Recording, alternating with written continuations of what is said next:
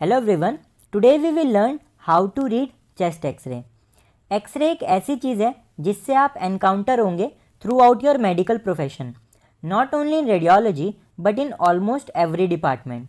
So you should have basic knowledge of reading chest x-ray. So starting with the basics, x-ray में आपको कुछ white areas दिखते हैं और आपको कुछ ब्लैक एरियाज दिखते हैं। जो हमारे वाइट एरियाज होते हैं उनको हम बोलते हैं एरिया ऑफ ओपेसिटी, और जो हमारे ब्लैक एरियाज होते हैं उनको हम बोलते हैं एरिया ऑफ ल्यूसेंसी। अब ऐसा क्यों होता है?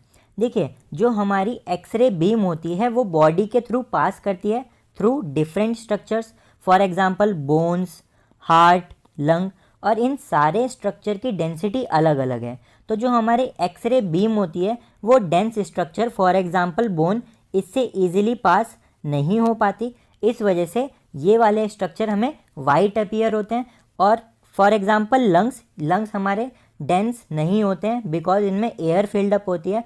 यहाँ से एक्सरे बीम इजीली पास हो जाती है, तो हमारे लंग्स कैसे दिखते हैं? ब्लैक अपीयर होते हैं। Next is always assume that the patient is facing you. Reason क्या है इसका? Right side of chest x-ray is to your left and left side of chest x-ray is to your right. तो देखिए,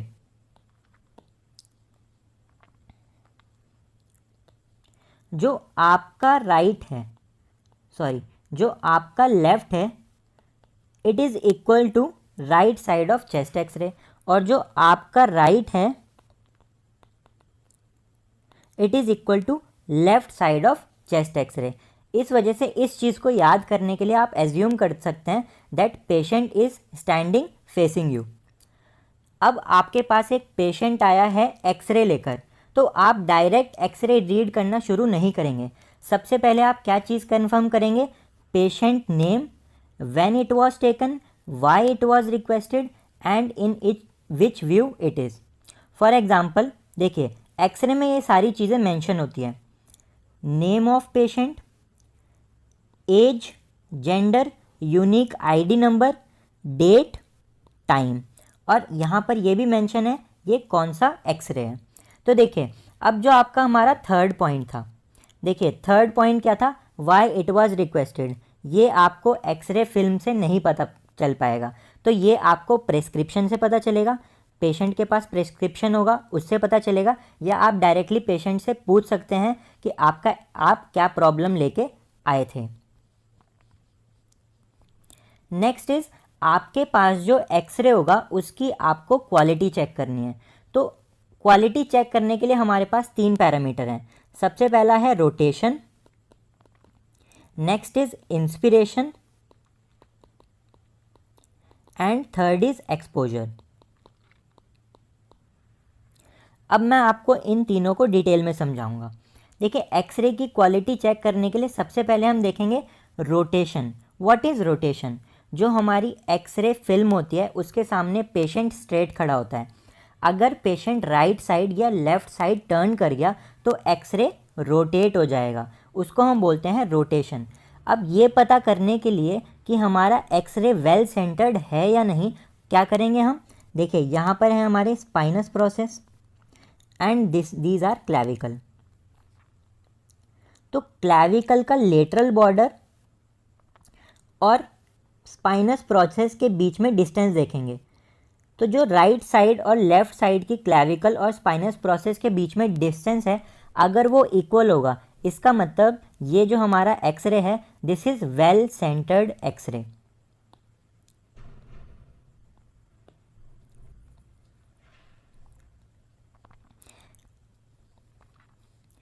So, if the distance between the lateral boundaries of the clavicle and the midline, that is spinous process, is same on both sides, then it is well centered radiograph.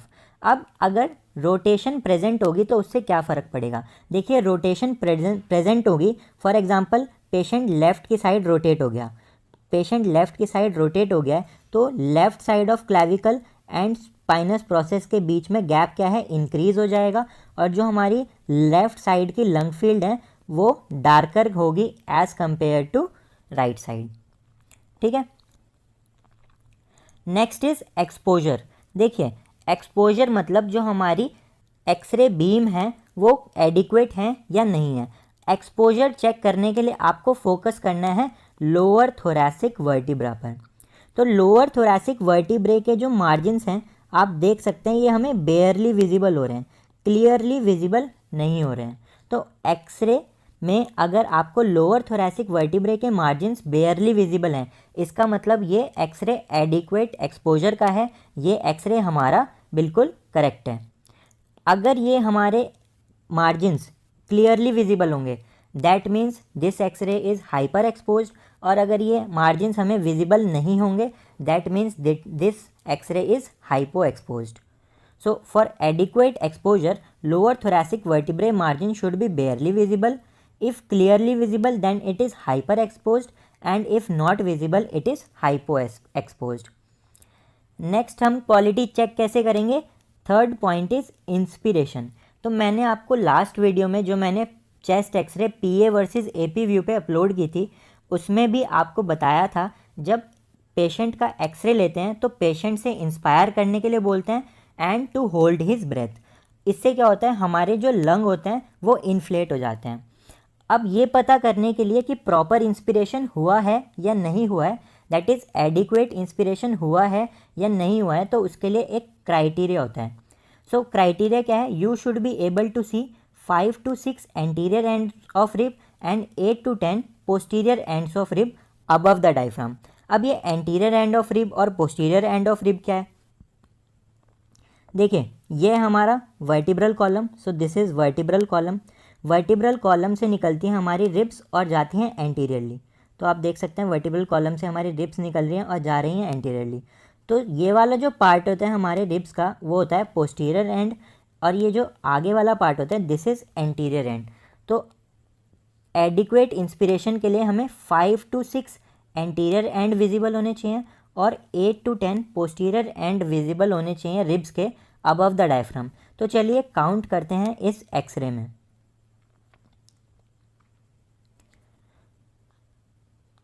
This is 1, सो 1 2 3 4 5 6 7 8 9, हमें 9 posterior ends visible हो रहे हैं। Anterior and count करते हैं तो ये हमारी shadow है।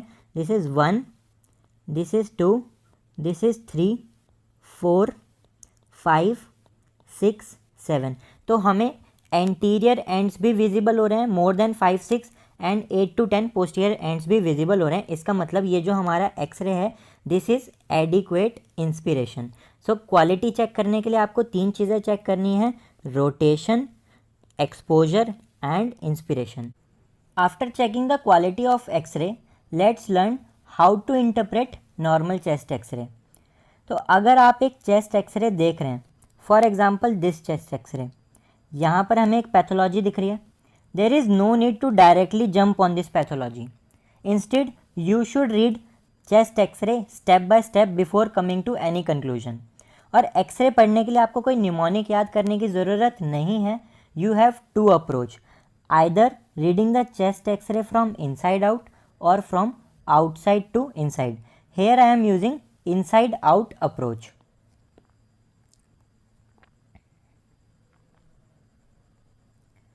सो सबसे पहले हम देखेंगे trachea. Trachea is slightly tilted toward right due to aortic arch. तो चलिए देखते हैं हम अपने एक्सरे में, यह है हमारी trachea and trachea divides into right and left main bronchus. और जो हमारी ट्रेकिया होती है it is in mid line और slightly tilted toward right side due to aortic arch. तो यहाँ पे जो हमारी एओर्टा होती है वो ट्रेकिया को स्लाइटली राइट की तरफ टिल्ट कर देती है।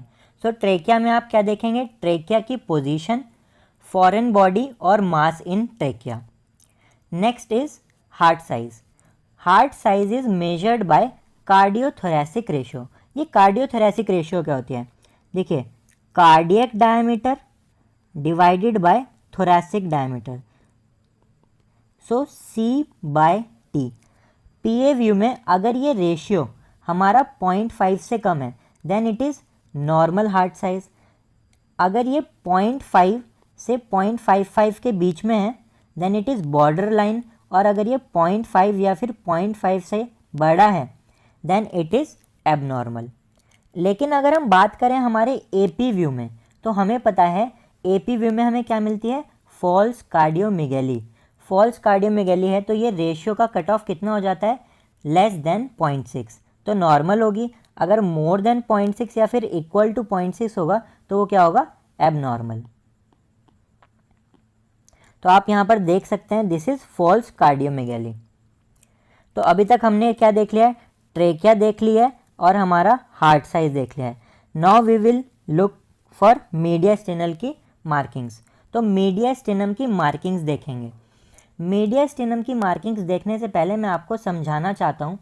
देखिए जो हमारा हार्ट होता है, ये हमारा हार्ट है, हार्ट में हमारा right atrium, right ventricle, left atrium और लेफ़्ट वेंट्रिकल होता है।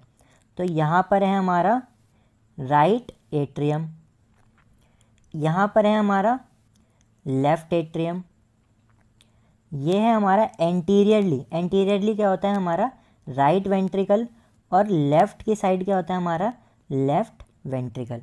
तो जो हमारा right side of heart border है, राइट हार्ट बॉर्डर कौन बनाता है, राइट एट्रियम, और लेफ़्ट हार्ट बॉर्डर कौन बनाता है, left ventricle and small part of left atrium. This is, इसको हम क्या बोलते हैं, एट्रियल एपेंडाज। एट्रियल एपेंडाज बोलते हैं इसको। बिकॉज हमारा हार्ट राइट लेफ़्ट की तरफ टिल्ट होता है, इस वजह से जो हमारा राइट वेंट्रिकल है वो कहाँ होता है, एंटीरियरली फेस करता है। होपफुली आपको ये चीज़ क्लियर हो गई है। देखिए तो अब हमें मीडियास्टिनम की मार्किंग्स करनी है। यहाँ पर क्या है हमारा राइट एट्रियम, राइट एट्रियम है। राइट एट्रियम में ब्लड कौन डाल रहा है, superior vena cava and inferior vena cava. तो जो हमारी राइट मीडियास्टिनल मार्किंग है उसमें क्या है, superior vena cava, right atrium and inferior vena cava.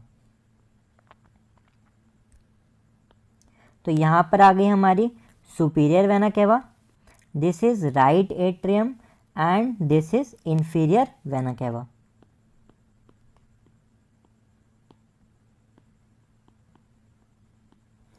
अब हम बात करते हैं अपने लेफ़्ट साइड की। तो लेफ़्ट साइड में क्या है हमारा, लेफ़्ट वेंट्रिकल है। तो यहाँ पर है हमारा लेफ़्ट वेंट्रिकल, ठीक है, ये है हमारा लेफ़्ट वेंट्रिकल। लेफ़्ट वेंट्रिकल के ऊपर क्या है हमारा, लेफ़्ट एट्रियम। लेफ़्ट एट्रियम में क्या एंटर कर रही है हमारी पल्मनरी ट्रंक, और लेफ़्ट, और यहाँ पर थी हमारी एओर्टा जो हमारी ट्रेकिया को क्या कर रही थी, राइट की तरफ टिल्ट कर रही थी। तो जो हमारी ट्रेकिया राइट की तरफ टिल्ट थी ड्यू टू एओर्टा। तो अब हम समझते हैं हमारे लेफ़्ट साइड के मीडियास्टिनम की मार्किंग्स को। तो यहाँ पर ये जो आप देख रहे हैं दिस इज एओर्टिक नकल। उसके बाद आती है हमारी main pulmonary artery trunk, left atrial appendage and left ventricle. तो यहाँ पर आ गया हमारा एओर्टिक नकल, पल्मनरी आर्टरी, ये है atrial appendage and left ventricle. तो आपको मीडियास्टिनल की मार्किंग्स क्लियर हो गई होंगी।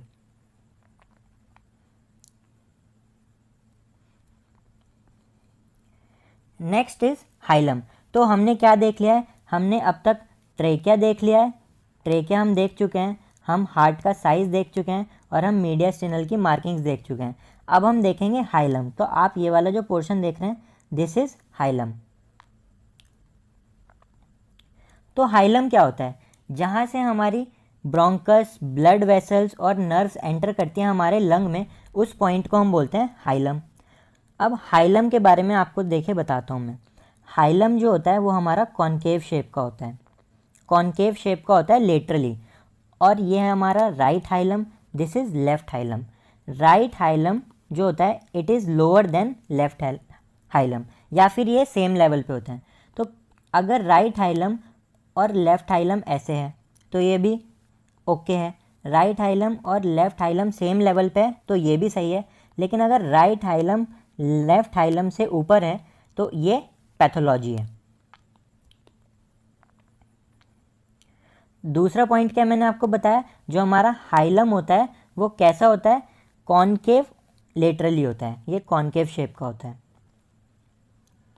And this hilum is mainly formed by blood vessels. So left hilum is higher than the right hilum and it can be at same level and hilum is concave laterally. Next is diaphragm. Diaphragm बहुत easy है। देखिए diaphragm में right dome of diaphragm होता है and left dome of diaphragm होता है। अब जो हमारा left dome of diaphragm होता है वो lower होता है। तो अगर आपसे क्वेश्चन पूछा जाता है left dome of diaphragm lower क्यों होता है, आपको ये नहीं बोलना है, liver नहीं बोलना है, liver को आपके सेंटेंस में आना ही नहीं चाहिए। आपको बोलना है जो हमारा लेफ़्ट डोम ऑफ डायफ्राम होता है वो राइट डोम से नीचे होता है। क्यों?